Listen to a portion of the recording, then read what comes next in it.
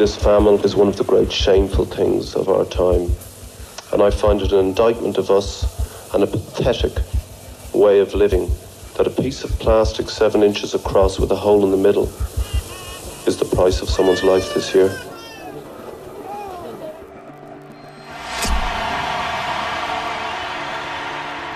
Years ago, 2 young rock stars set out to challenge the world. I turn on the news and I just see those things going past and I don't know what to do. And Bob Geldof, he says, I don't know what to do, but I'm going to do something. Wow, you know, I like that. This is the story of how Bob Geldof and Bono used their celebrity status to take on the wiliest politicians on earth to try to end poverty in Africa. What was breathtaking was how Bobby and Bono set such a high goal. This was politics at the highest table, where things are decided, not talked about, decided. We just had a great visit in the Oval Office. When we saw that we could be effective, it was very hard then to go away again. But with extreme poverty continuing to plague Africa, Bono and Geldof have also been accused of arrogance. They go into a G20 or G8, go there and hang around, and they think that it will just make a difference. If you want to really make a difference in Africa, why are you not speaking to us? And they have been criticized for lack of results. These celebrities, if economic growth and poverty reduction are their motivations, they have failed miserably. Have these 2 rock stars really changed the world? We come to you tonight with 3.8 billion people in our back pockets. How can they refuse us?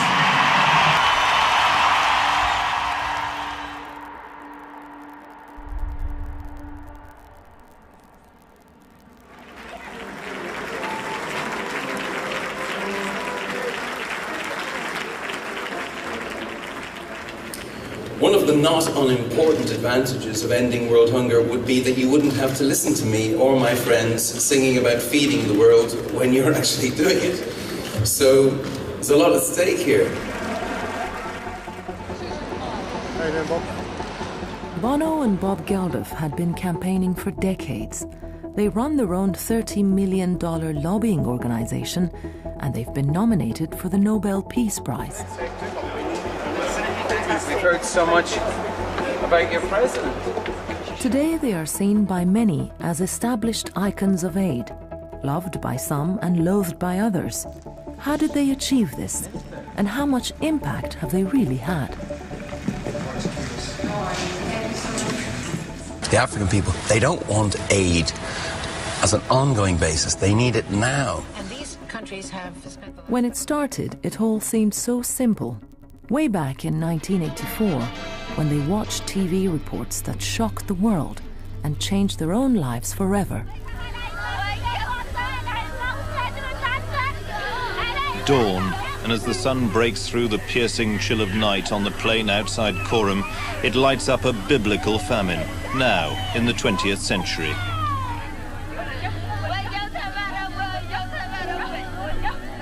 Without the world noticing, drought and civil war had quietly created the worst famine in memory. You know, you don't normally cry at the news, but having seen what I saw, this had a massive impact. The size of the disaster is stunning. At Coram in the mountains, 200,000 plead for help at centers which can feed only a tenth of that.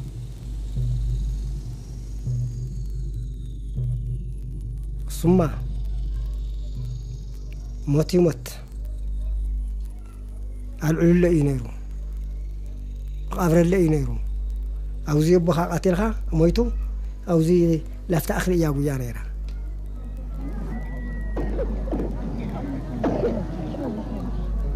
تحرنا وحاتو بخلت ساعات فرق أي مسيا أمنقو حفر أهل هلهو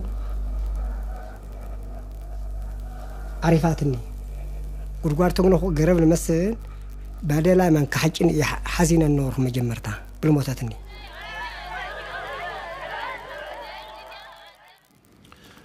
The instinctive human reaction is to be disgusted and ashamed and enraged and angry in my case.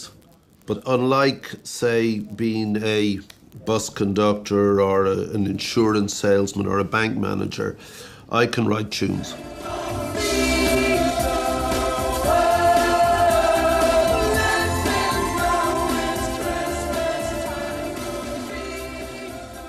It's become the fastest-selling single ever. Though the song raised $6 million, it would hardly make an impact. There's not enough food for half these people. Rumours of a shipment can set off panic. Geldof decided he would need to do better and set about organizing the biggest rock concert the world had ever seen.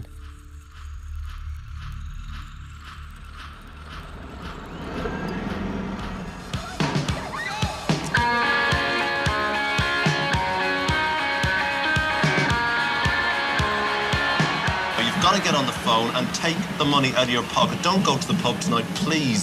Stay in and give us the money. There are people dying now, so give me the money.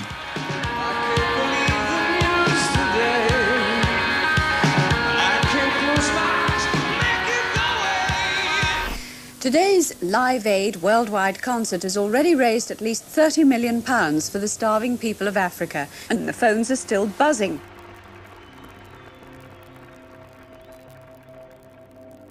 Individuals, organizations, and governments donated over $1 billion to Ethiopia, and food and supplies began flooding into the country.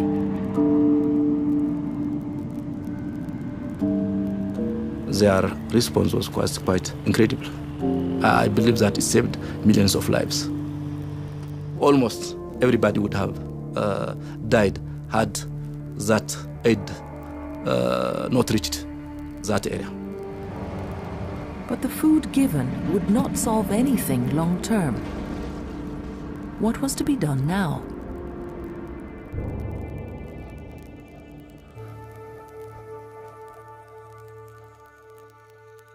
Myself and Ali spent, I think, 5 weeks in Ethiopia after Live Aid, working, didn't tell anyone. And on the way home, something inside of us knew there's more to extreme poverty than unfortunate circumstances.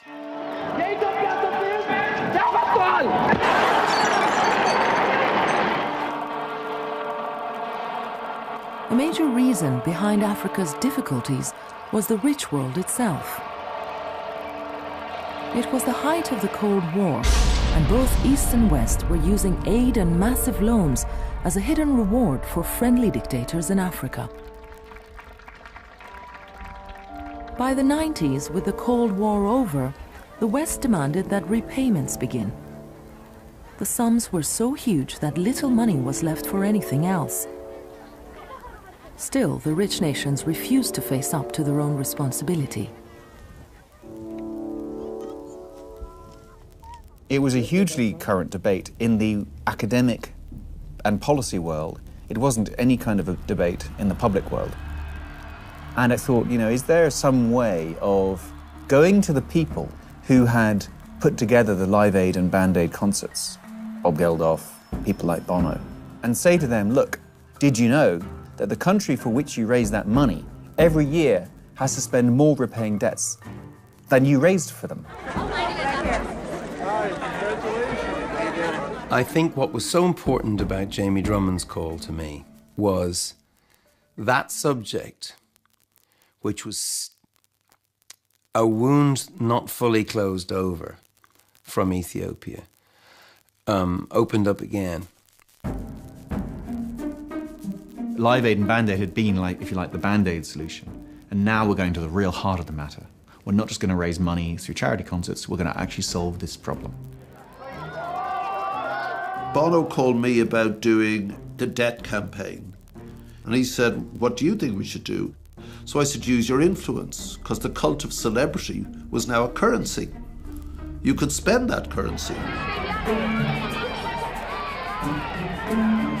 And I had this idea to try and use the British Music Awards, the British equivalent of the Grammys, to communicate this extremely complicated issue of debt cancellation and drop the debt to a mainstream, popular TV audience. OK, and have a look at this, ladies and gentlemen.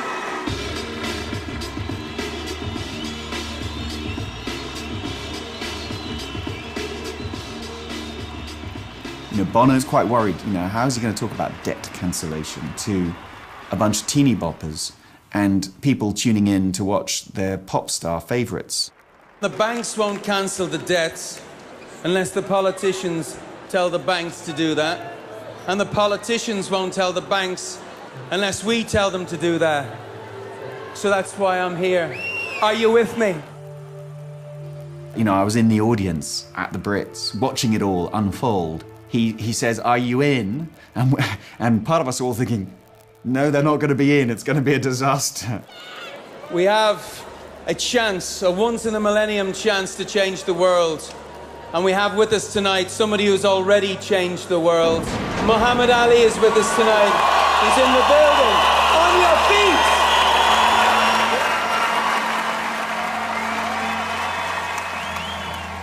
Fake award it was given to Mohammed. And the crowds and the music and the coverage, it was unbelievable. We hijacked the Brits. On all these different levels, it just worked beautifully. But we also needed to get global coverage. This is Sir Bob Geldof, who organised a major campaign against famine in Ethiopia. Unexpected bedfellows, that's what we do. Is Mr. Bono, who is a singer. You know, that's how to get attention in the media. He has a gift for you. My glasses, I give to you. Get the Pope wearing your sunglasses. Now that's action. And suddenly we had momentum.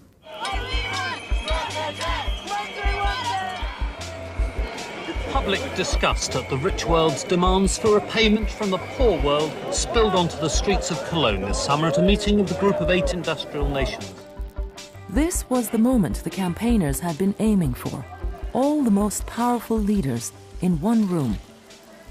But the politicians would still need to be convinced. We were in Cologne at the G8 summit, and Bono and Geldof. Celebrity status was something that politicians so desperately wanted. They'd do almost anything to get it. They want pictures with the stars. I mean, even back in '85, most of the day in Congress was spent shaking hands with congressmen for their local, congressional newspaper, most of it. Half of them hadn't a clue who I was, but they, put it in there. We had a row about whether or not the G8 had done enough and whether or not it was appropriate for Bono and Geldof to have their photograph taken with Tony Blair, who was going to say, look, here I am with these guys, and therefore that shows I'm a good guy and I've done it. Well, actually, they hadn't quite done it. We sat and talked for a long time about whether we'd smile or not, because we didn't feel like smiling because he hadn't given us anything. But if we smiled, then there had to be a price. I mean, it's nonsense.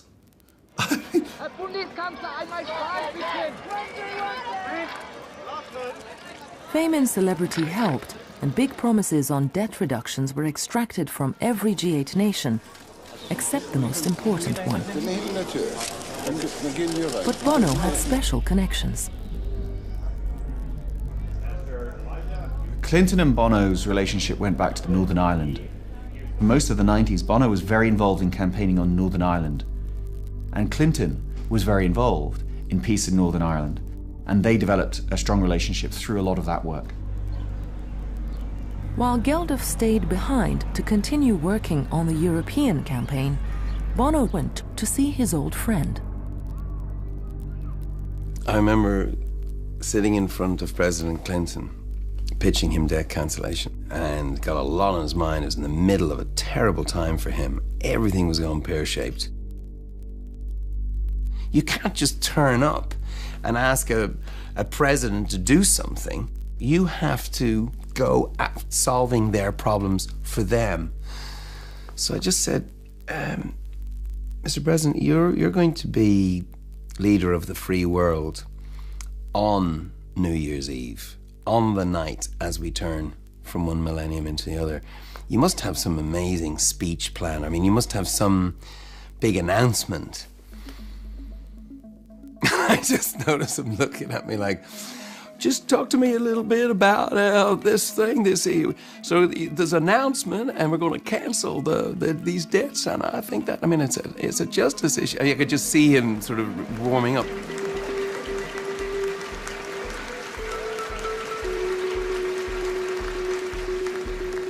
We were sitting inside the IMF meetings, and we saw Clinton come up onto the podium, and you know how you listen in the background, murmur, murmur.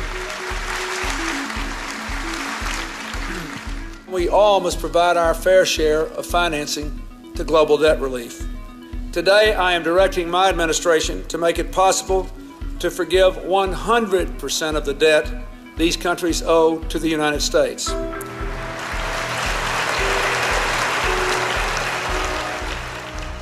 I can't tell you, you know, I couldn't believe what I was hearing.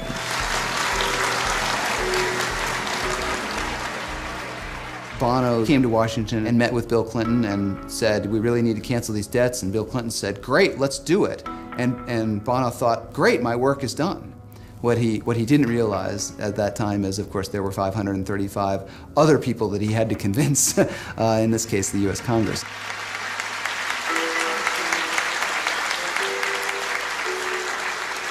There's the really bizarre moment when you discover the President of the United States, he's not in charge. That was a real moment for me.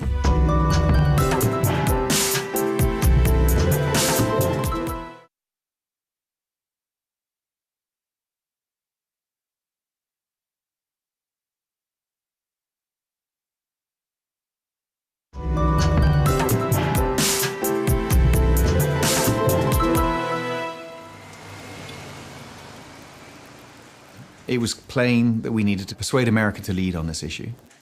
Bobby Schreiber came in and introduced Bono and all of us to his family business, which is American politics. His uncle had been president, you know, JFK, Bobby, Kennedy. It's pretty amazing pedigree in this family. And certainly in democratic politics, Bobby could certainly introduce us to some people. In America, you only get one chance to make your first impression. And I knew that looking at myself and to some extent looking at Bono, that people would look at it, they would have a meeting, but they might think, these guys are gonna come in and play the violin. Do you know what I mean? We absolutely could not have that happen.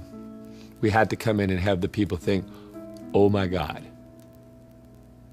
these guys are serious, they're not gonna go away, and they're gonna win.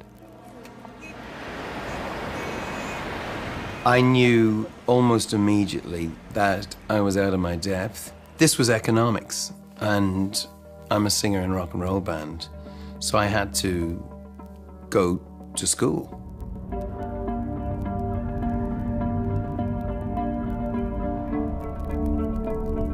We needed to know about how the financing in the Congress was going to work, what the World Bank's position was, what the IMF's position was, and we needed to know that in real thorough detail. A very good friend of mine was the head of the World Bank. So when I said to him, I'm bringing this musician friend of mine, and we need to go to graduate school right away and really get to know this, he said, well, okay.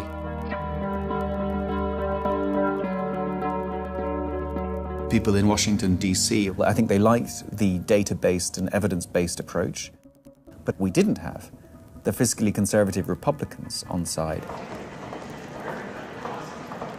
What happened was, frankly, a lot of the congressmen and even some of the senators didn't really care about meeting with him, but all the staff did.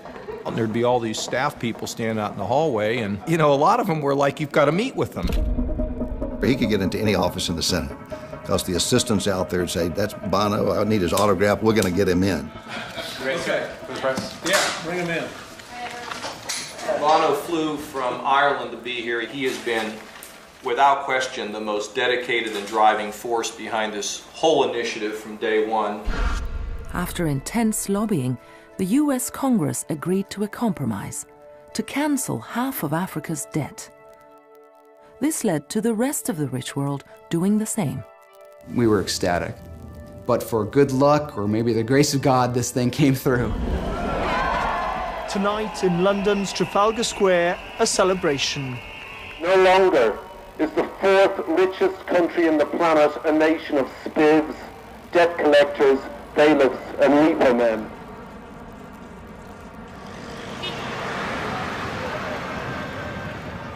In Africa, there were fewer celebrations. African debt was so enormous that much of it could in fact never have been repaid. Having half the debt written off on paper made Western politicians look good without actually costing them much, and still left huge amounts owing. Many Africans did not feel the benefits. It was a triumph to get the creditors to face reality. So quite a lot of the debt forgiveness was just that facing of reality. It was useful, but it wasn't actually a new transfer of resources to Africa, because the debt could not have been repaid. The problem and the mistake that people have made is in thinking this is the silver bullet and everything will be all right and there will be no more poverty. Aid and debt relief are not a silver bullet. They're an important element of the package, but I don't even think they're the most important element of the package. Debt relief was just the first step.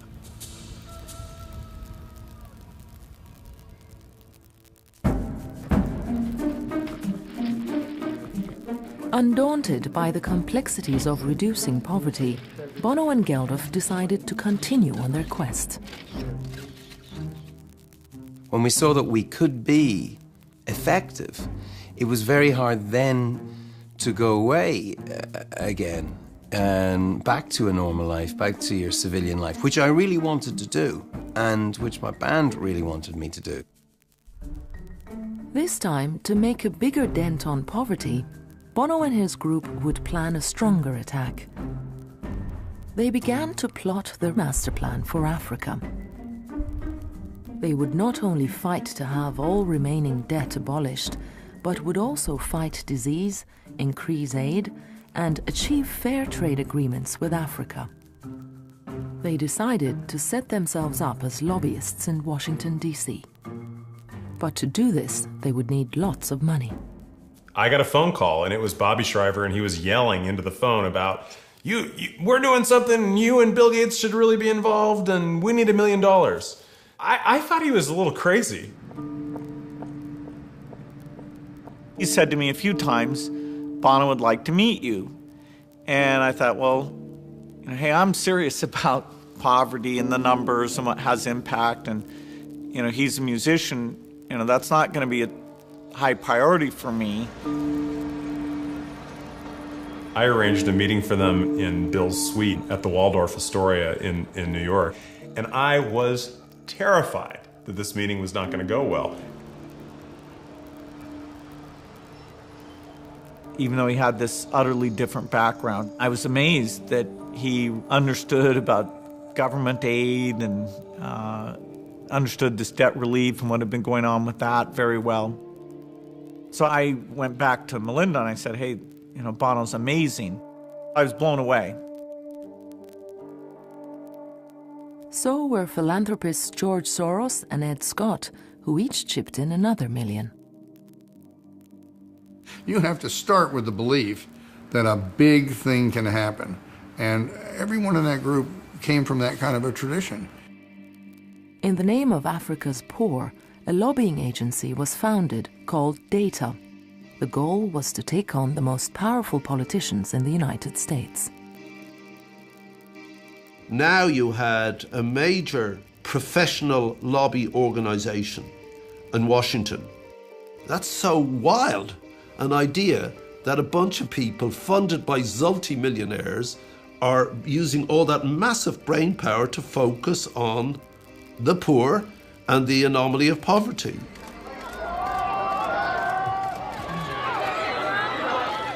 Having rich, white, male pop stars as spokespeople for the poorest of Africa wasn't welcomed by everyone. The fact of the matter is, if you went and did polls in Europe and the United States, and you asked people, who do you think represents African views, I would bet you that most people would come up with a long list of celebrities. As an African, I think this is fundamentally flawed. And I think we should care about that. People would prefer to hear from these celebrities about what's going on in Africa. That not only undermines the African viewpoint, it undermines African leadership. He said that he is ready to give more money. Why are we voting for African leaders if their job has been abdicated to other people? What kind of a system is this? From the press, thank you for being here. Bono and Geldof's high-profile advocacy has also left some African activists feeling that their grassroots work is being undermined. What they do, they go into a G20 or G8 or G7, go then hang around, like have a cup of coffee and a couple of wines, have a chat into the panel, have a discussion, and they think that will just make a difference. But if you want to make a difference in Africa, why are you not speaking to us? We know the situation on the ground, on a grassroots level. And sometimes we feel insulted, sometimes we feel that, even the progress of Africa has been seen. We've been making progresses, but people will just, use it in a different way. Bob Geldof, for example, will go and tell you something, because of Live Aid, this has happened. You're the God and you're the savior, and it doesn't work like that. In 2002, the catastrophe of AIDS had further set Africa back. This quickly became the first target for the newly formed lobby group. But to make a difference, there was one person of prime importance they would need to win around: the new president of America.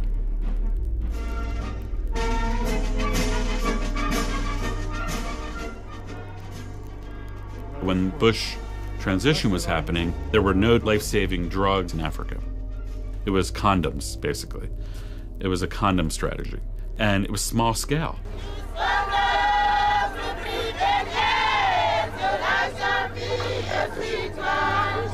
In an epidemic where 1 in 5 people were infected and people were dropping like flies, it was like throwing a drop of water on a blazing fire. Let us pray. The richest nation on the globe could change all this because antiretroviral drugs had just become available. But the religious conservatives didn't want to. They were against spending money on what they thought was a disease caused by self-inflicted sinning. No federal funds can be used to encourage or promote homosexual sexual activity. There was a major nemesis. There was Jesse Helms, who was the chair of the Senate Foreign Relations Committee. Jesse, the arch-conservative icon in America, who had openly basically said this virus is evil, in a sense that from even a faith-based religious standpoint, this is just bad. Edge. He said, please don't have the old Cold Warrior. Don't be in a photograph with him. And I said, Edge, not only am I in a photograph with him, I've invited him to the show. And he's like, oh.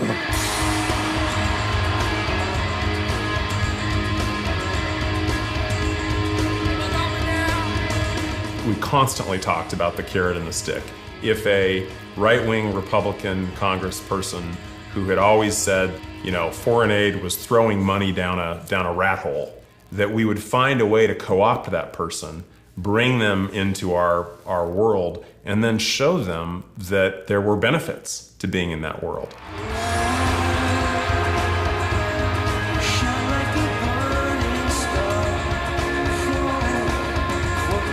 I sat next to Jesse Helms, and it was quite an experience. They have this VIP room before the concert where everybody gathers and presses flesh. And, the senators were acting like 13-year-old girls trying to get up to see him and shake his hand. It was very interesting to sit in the background and just watch it and say, my God, you know. And the faces of these politicians, you know, when they look into the arena and everyone is cheering for them, you know, it's the highlight of their lives. Jesse Helms goes to a rock show, and afterwards I asked him, you know, I said, what was that like? He said, I looked out there, he said, everyone's got their hands in the air. They were like blowing like a field of corn. And I just thought it was the most beautiful image, actually, of people with their hands in the air. I'd never heard it like that.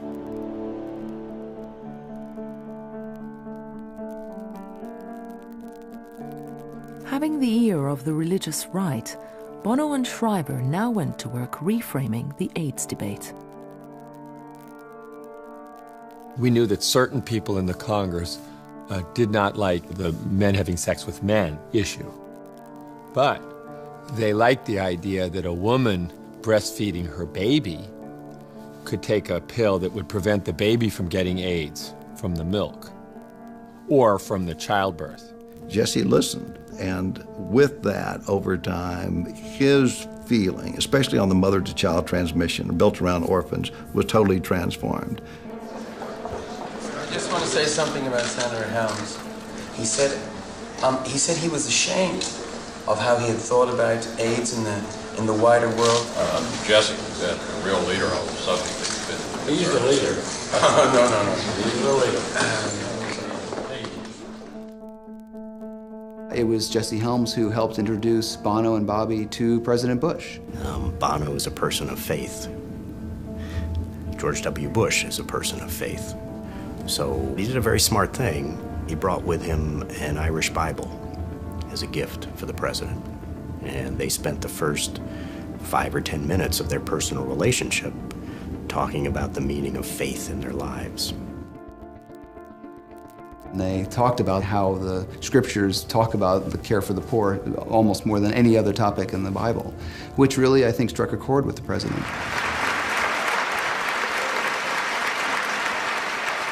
Bono, I appreciate your heart, and to tell you what an influence you've had, Dick Cheney walked in the Oval Office. He said, Jesse Helms wants us to listen to Bono's ideas. Pretty. Many of the Republican faithful, they're wondering, what is President Bush doing standing on stage with an Irish rock star with long hair and weird sunglasses? Why is that happening?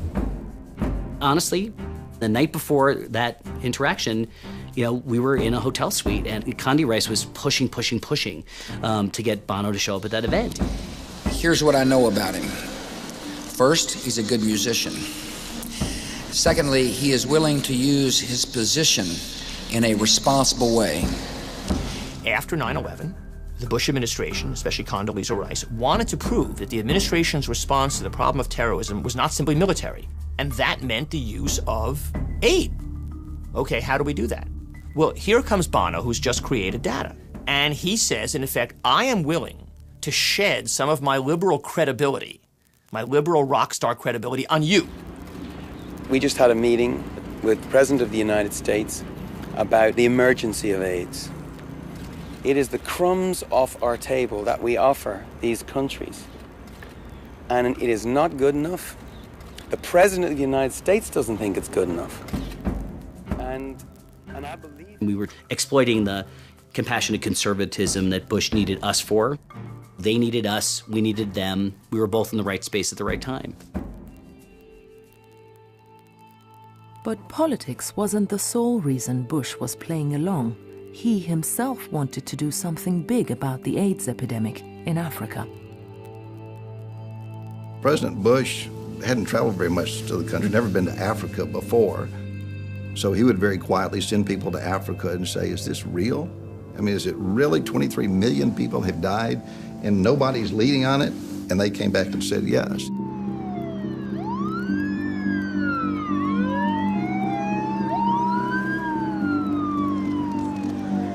Mr. Speaker, the President of the United States.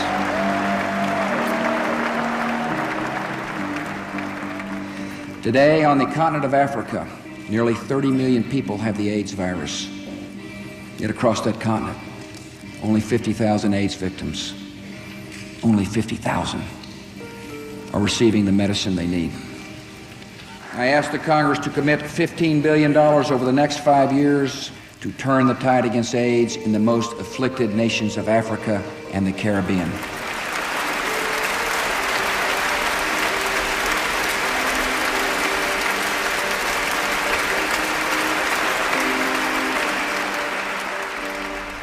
The new initiative would save the lives of millions of AIDS patients in Africa. But Bush had more on his mind.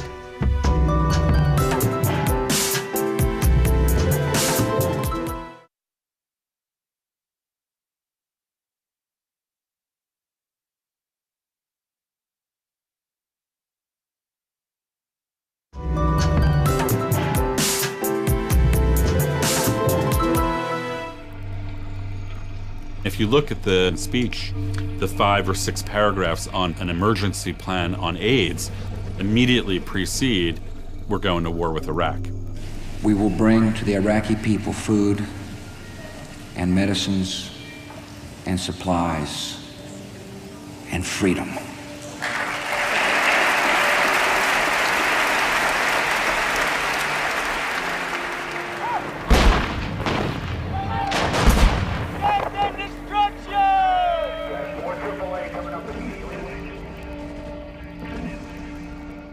From a political, tactical perspective, putting forward this compassionate conservative agenda served him. And Bono gave Bush a seal of approval, if you will.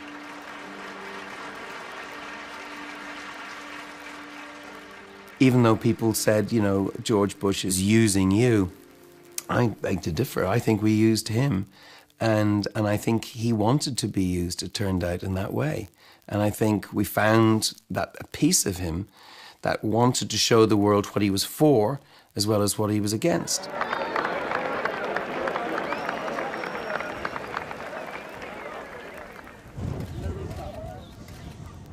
Just a few months after the speech, Geldof set off to Ethiopia and arrived in the midst of yet another drought and famine.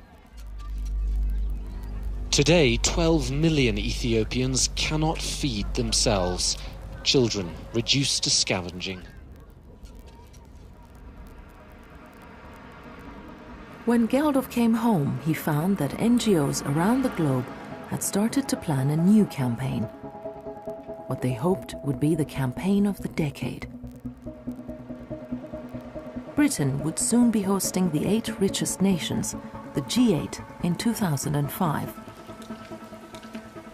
The Chancellor, Gordon Brown, was for change and was already in secret dialogue with some of the activists. I went to lots of the NGOs and tried to persuade them that if they came together and they led a worldwide pressure, then we, the British government, could be in a position to persuade other governments as well. With the British government on board, Geldof, Bono and Drummond decided this was their chance for an all-out attack on poverty. They would add their voices to the campaign, and this time really make poverty history. All African debt should be abolished, aid doubled, and international trade rules completely reformed. Now you were in another game. Now you were really in whole other universes of possibility. This was the national government program for the president of the G8. Poverty in Africa. That's it. We'd got there. The aim could hardly be more ambitious, to drive poverty from the world. What was breathtaking was how Bobby and Bono set such a high goal. I said, whoa, that, there hasn't been a new aid program of that scale essentially ever. Poverty is not natural. It is man-made, and it can be overcome. With the stakes so high, Geldof would have to put up with some uncomfortable bedfellows, such as Ethiopia's president, Meles Zenawi. On British television screens, you would have seen pictures of Blair and Geldof and Meles Zenawi talking about making poverty history. If you had watched TV in Africa, you would have seen Ethiopian troops shooting dead over 200 opposition supporters on the streets of Addis Ababa who were protesting a massive stolen election.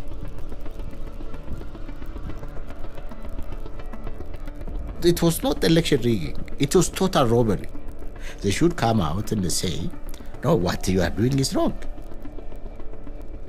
But they are consciously sacrificing democracy, consciously sacrificing human rights violations, and look away. Yes, I'm going to meet a guy I know puts down the opposition, imprisons people without trial. Yes, you have to bring it up. But you also have to deal with the reality that that person isn't going to go, you know what, Bob, you're right. I'm going to free them all up and I'm going to leave power. No. They can dismiss me as just a pop singer, you know.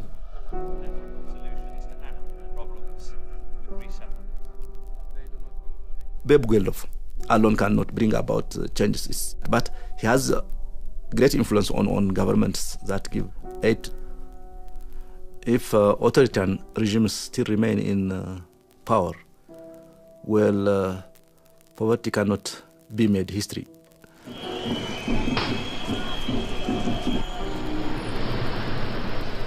While the British government gave its support, internationally the campaign was failing to catch fire.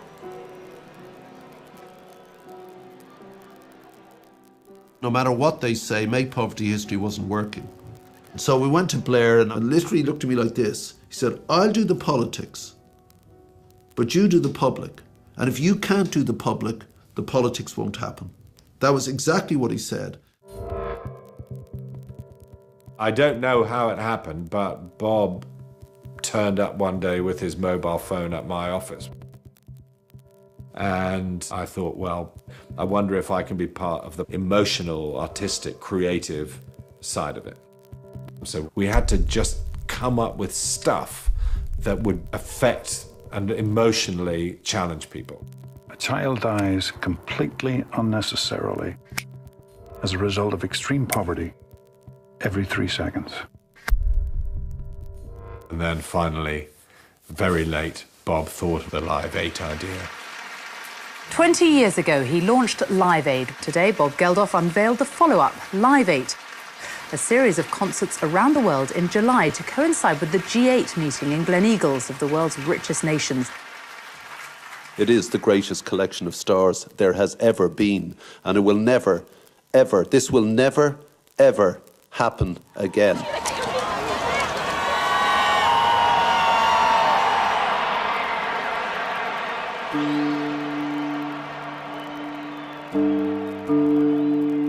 Geldof's Live Aid concerts grabbed world attention on the eve of the G8 summit. But this time, engaging the public was a means to an end. Now he was amassing a worldwide pressure group to appeal directly to those in power. I didn't want to raise money because that would divert from the central political message. It was no longer about cash. It was about the lobby only. Bob wants to show you something. Some of you were here 20 years ago and some of you weren't even born. I want to show you, just in case you forgot, why we did this. Just watch with me this film.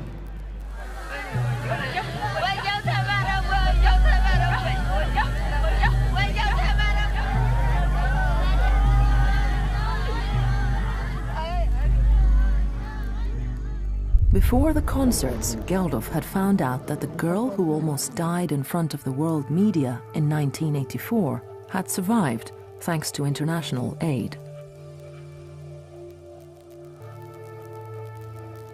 መፃናኪ ኣለኺ የፅንሒሎም ብድሕሪኡ ብ6 ሰዓት ብልመልአት ደበ ኸይዶም መፅኦም ሪኦም ኸይዶም ትፋሰር እያ ንእሽተይ ንትፋስ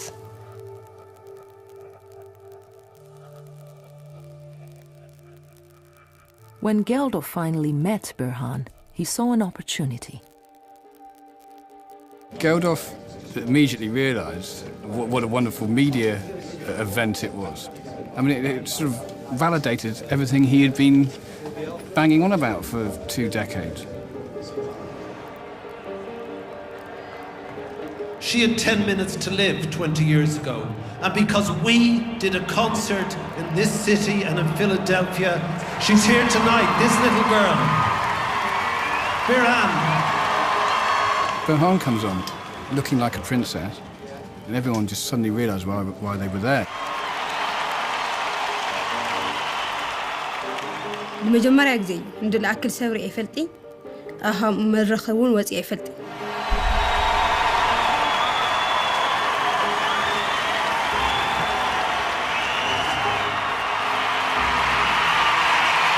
We come to you with 3.8 billion people in our back pockets.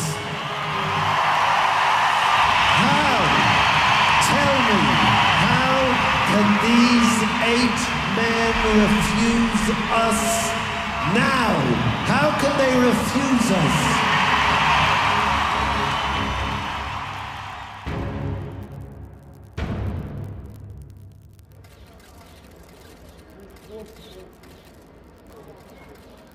The 8 top politicians signed up not only to cancelling remaining debt, but also to doubling aid with $25 billion.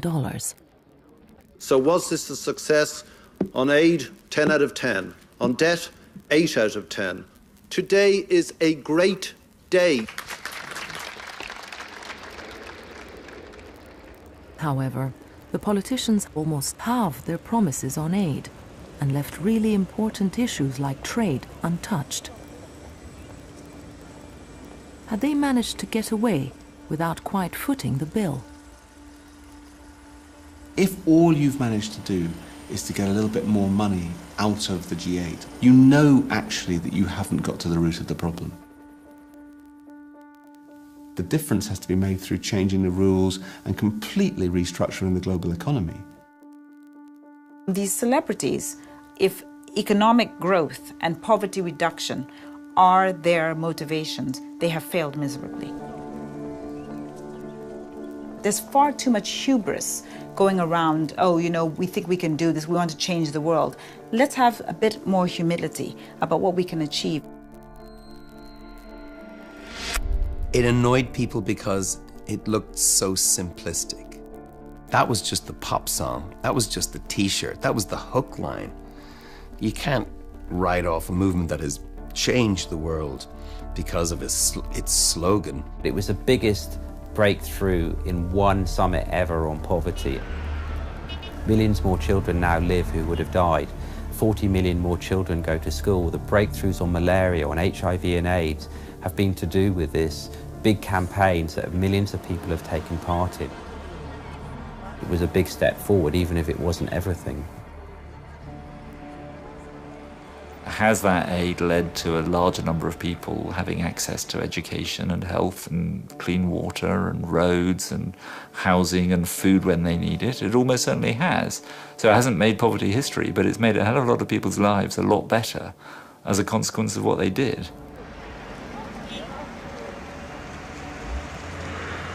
Since 2005, Africa has become much more peaceful. Extreme poverty is finally slightly decreasing, and in a transformed Ethiopia, school attendance has increased dramatically.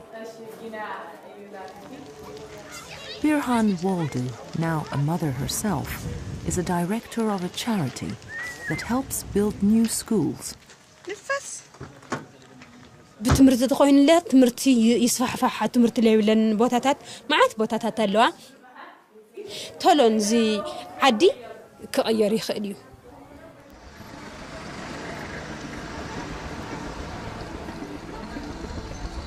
You've got a lot of problems, but nonetheless, the reality is that Ethiopia is in one of the fastest growing economies of Africa, and 6 African countries are among the fastest growing top 12 economies in the world.